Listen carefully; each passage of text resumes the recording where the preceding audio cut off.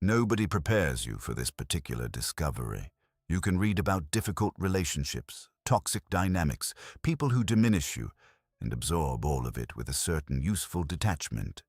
Because those conversations are about strangers, about people you chose poorly, trusted too quickly, learned from and left behind. But then you notice it happening inside the one relationship you didn't choose. The one that was there before you had language, before you had any frame for what was being installed in you, before you were old enough to evaluate whether the voices shaping your self-image were actually worth listening to. You start to grow.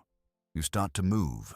You start to become something recognizably different from the version of you that fit neatly inside the family's shared story about who everyone is and what everyone is capable of. And the response that comes back, not always in words, not always consciously, not always with any intent that could be named and confronted, is resistance. Subtle at first, then less subtle, then unmistakable. Nietzsche wrote in Aurora, published in 1881, that the family is often the first and most persistent enemy of genuine self-development. Not because families are malicious, but because families are systems. And systems, by their nature, resist the reconfiguration of any part that threatens the stability of the whole. That observation is more than a century old. The psychology that explains it took considerably longer to develop. Together, they form one of the most useful and most uncomfortable frameworks available for understanding why the people who are supposed to want the best for you sometimes work hardest against it. If you have ever felt the specific weight of being diminished by someone who shares your blood, give this video a like right now, because what follows is going to name something that most people spend a lifetime sensing without ever being permitted to say out loud. 1. The family system needs you where you are. Murray Bowen spent decades developing what became one of the most influential frameworks in clinical psychology. Family systems theory. His central insight, documented through years of clinical observation and research at the National Institute of Mental Health, was deceptively simple. A family is not a collection of individuals. It is a system, an interlocking set of roles, patterns, and emotional arrangements that has achieved a particular equilibrium over time. And like all systems, it has a powerful, largely unconscious drive toward maintaining that equilibrium. What this means for the person who begins to change is precise and uncomfortable. Your growth is not experienced by the system as your improvement. It is experienced as a disruption, because the role you occupied in the family's emotional architecture, the quiet one, the responsible one, the one who never quite succeeded, the one whose struggles made everyone else's stability feel more stable, was load-bearing. Other people's sense of themselves was resting on it. When you move, the weight shifts, and the system responds the way systems always respond to disruption, with pressure to return to the previous configuration. This pressure rarely arrives as overt hostility.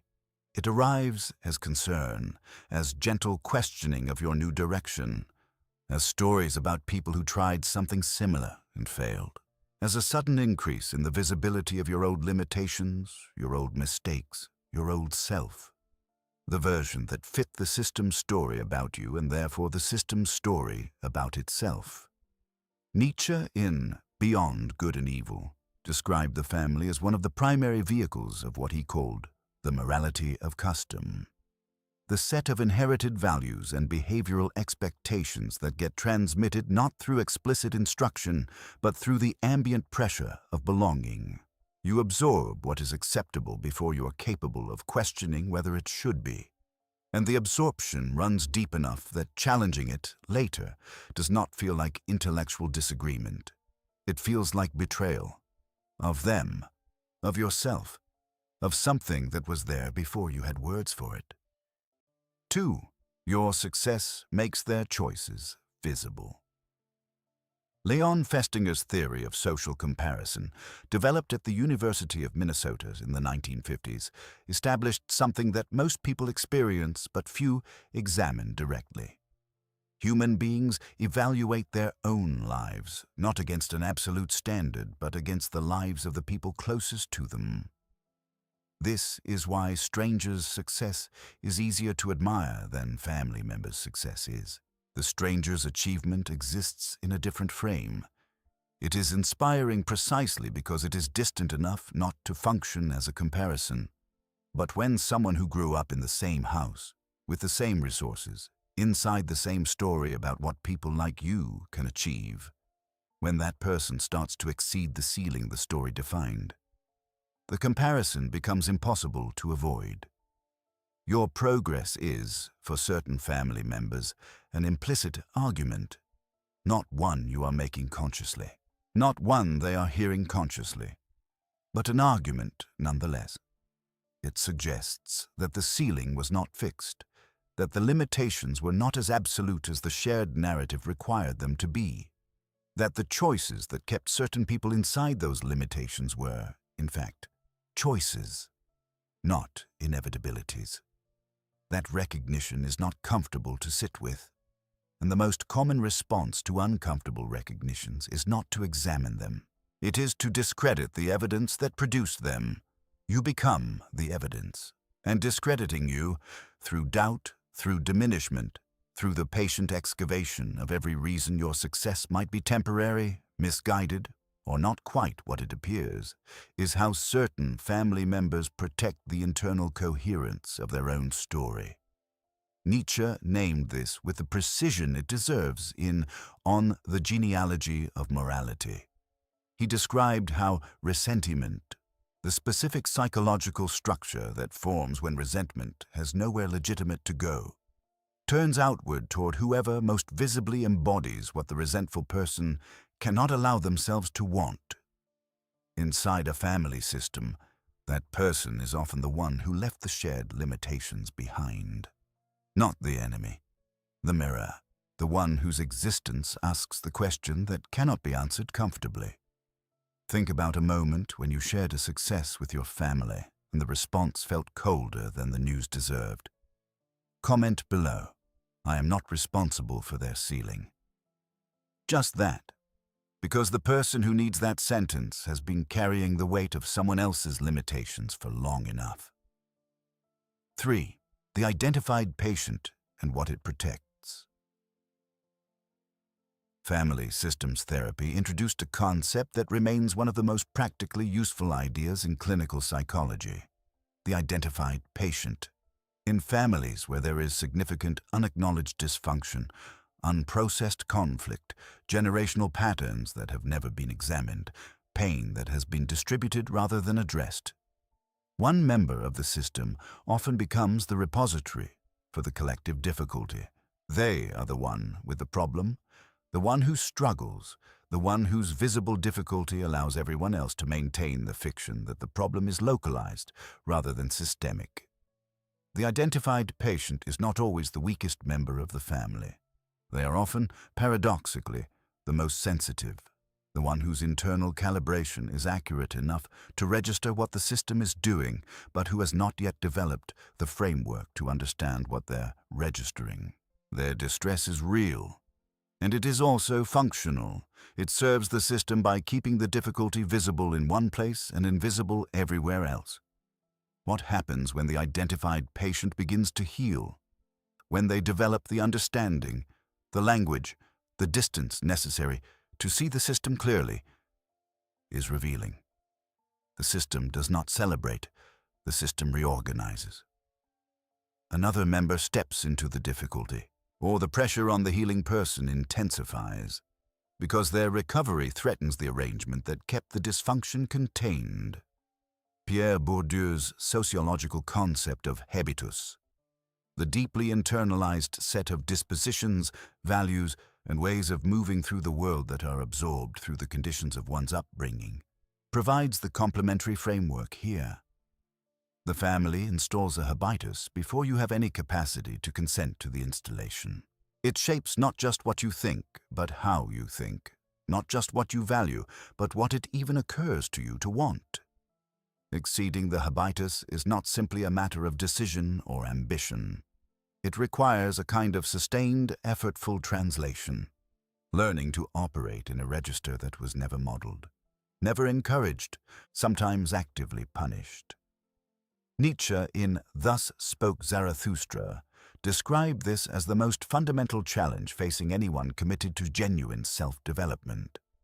Not the external obstacles, not the failures, not even the enemies, but the internalized voice of the system that insists, in tones that sound like your own thoughts, that you are reaching beyond what is appropriate for someone like you. 4. Love and sabotage can occupy the same person simultaneously. This is the part that makes the whole conversation so difficult to have, and so easy to dismiss as unfair, as ingratitude, as the kind of cynicism that says something unflattering about the person doing the analysis. Because the family members who most consistently work against your growth are not, in most cases, people who do not love you. They are people who love you and who are also, underneath that love, frightened by what you're becoming. Not maliciously, structurally. The love is real. The fear is real. And both of them are operating simultaneously, producing a mixture that is almost impossible to decode from inside the relationship. The encouragement that contains a subtle ceiling, the pride that arrives with a quiet qualifier, the support that is always slightly conditional on your remaining recognizable, on your not changing so much that the relationship requires renegotiation, on your not succeeding so visibly that the gap between where you are and where they are becomes a permanent feature of every interaction. Nietzsche, in Aurora, wrote about what he called the morality of pity as it operates inside close relationships, the specific way in which the care of people who love you can function as a constraint when their love is organized around a version of you that no longer exists. They are not loving who you are becoming. They are loving who you were. And the love, as beautiful as it is, can become a gravitational pull back toward the person you were before you started becoming someone else. This is not a reason to dismiss the love. It is a reason to understand it clearly enough that you are not organized by it in ways that cost you the trajectory you've been working toward. This channel exists outside the algorithm. No sponsorships, no brand deals, just research, writing, and the belief that ideas sharp enough to change how you see yourself are worth protecting. If this is giving you language for something you have felt for years and never been permitted to name, consider supporting this work directly through the link in the description. Every contribution keeps this independent, and that independence is what allows this kind of honesty. 5. What Nietzsche says you owe them, and what you don't. In Thus Spoke Zarathustra, one of the most repeated movements in the text is Zarathustra's departure. He leaves, he returns, he leaves again. Not out of hatred for the people he leaves behind. Out of the recognition that certain kinds of becoming cannot happen in proximity to the arrangements that formed you. That the distance is not rejection, but necessity.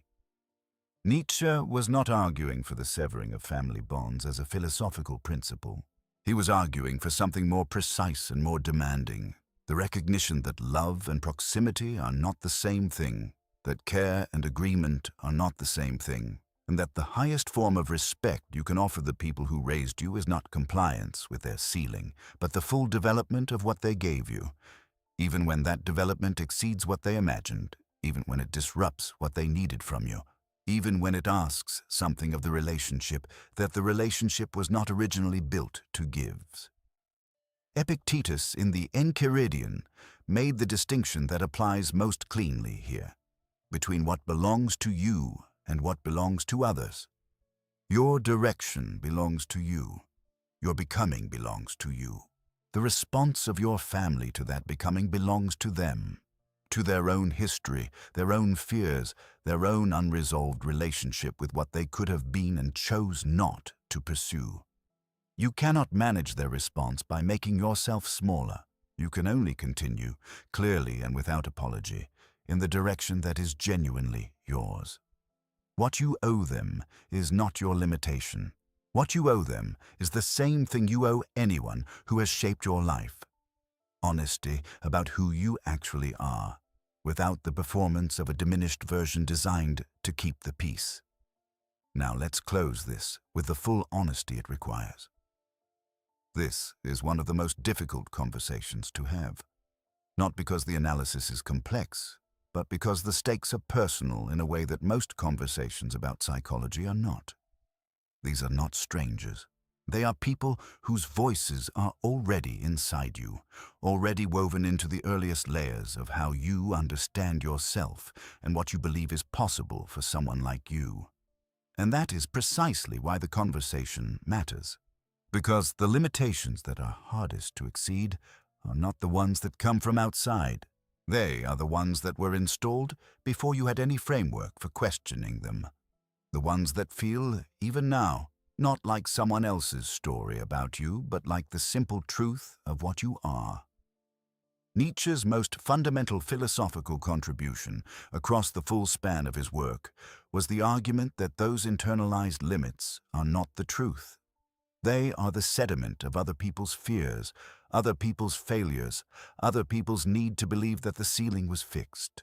And the examined life, the one he considered worth living, is the one that goes back to those earliest installations and asks, with genuine rigor, which ones deserve to remain. 2 questions for the comments. First, what is the specific form this has taken in your family? The particular way that someone who loves you has worked, consciously or not, against who you're becoming. Second, what would you be doing differently right now if you had never absorbed their ceiling as your own? Leave it below. The honest answers are the ones that reach the people who need them most, and if this kind of examination, the slow, unflinching archaeology of where your limitations actually came from, is work you want to continue, subscribe. Because the next video goes further into the interior of this, in a direction that connects directly to what this one opened. You did not choose the system that formed you, but you are the only one who can choose what you do with what it left behind.